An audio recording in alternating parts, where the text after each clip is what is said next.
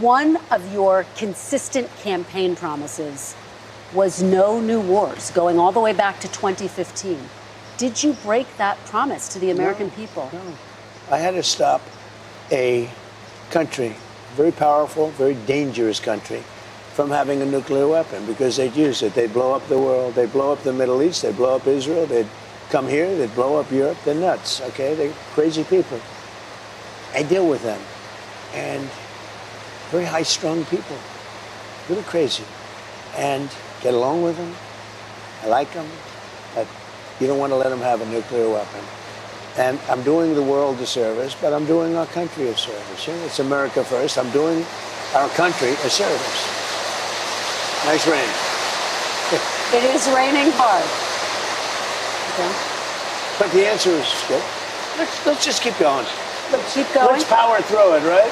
Here, we paused nearly 5 minutes for the rain to pass and then picked up our conversation. So you're saying you didn't break your promise, and yet, Mr. President, in your first term, you held to that promise, and it was so fundamental to who you were as a candidate to a first-term president. What changed? Because you insisted no new wars. First of all, I didn't guarantee no war. Why would I have built the strongest military in the world? I built our military. I inherited a terrible military. We had no equipment. We had nothing. I built a tremendous military. Biden gave a lot of it away, but it's still a relatively small portion compared to what I built. But you said it over and over again, Mr. President. Why would I build a military? Now, I didn't want to use this, but I'm doing you and everybody else a big favor.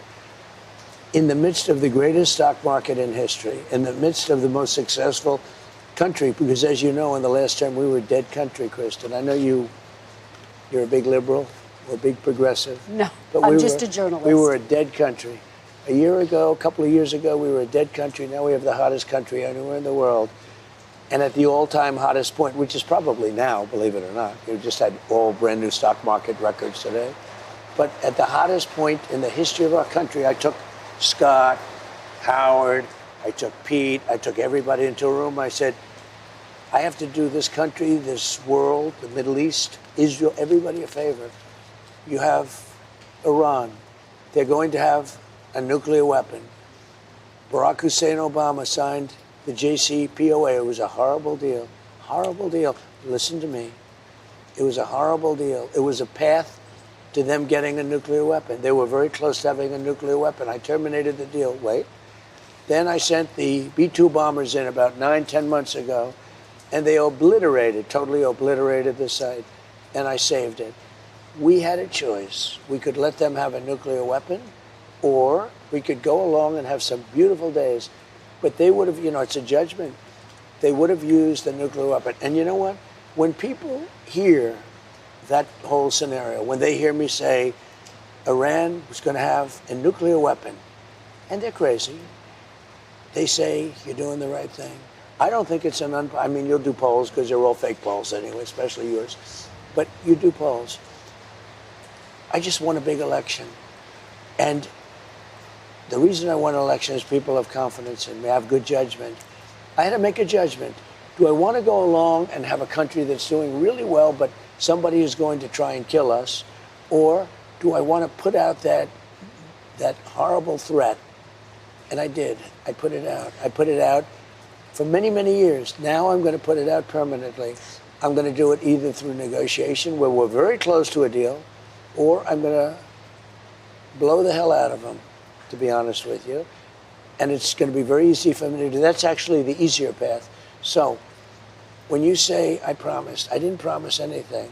I don't like these endless wars. This is not an endless war.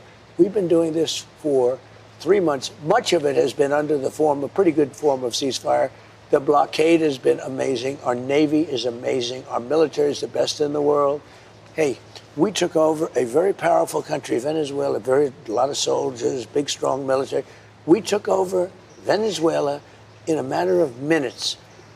We destroyed the capability of Iran in a matter of days. Nobody's ever seen anything like it. Now I'm going to finish it. But remember, you were in Vietnam 19 years because stupid people. You were in so many different countries. Every war you were in for years. Look at Iraq. Look what you were. You were there for years. Yeah. We're there for, listen, Kristen, we're there for a few months, and the threat is largely over. Soon it will be over. But you cannot let Iran have a nuclear weapon, or they will blow you up.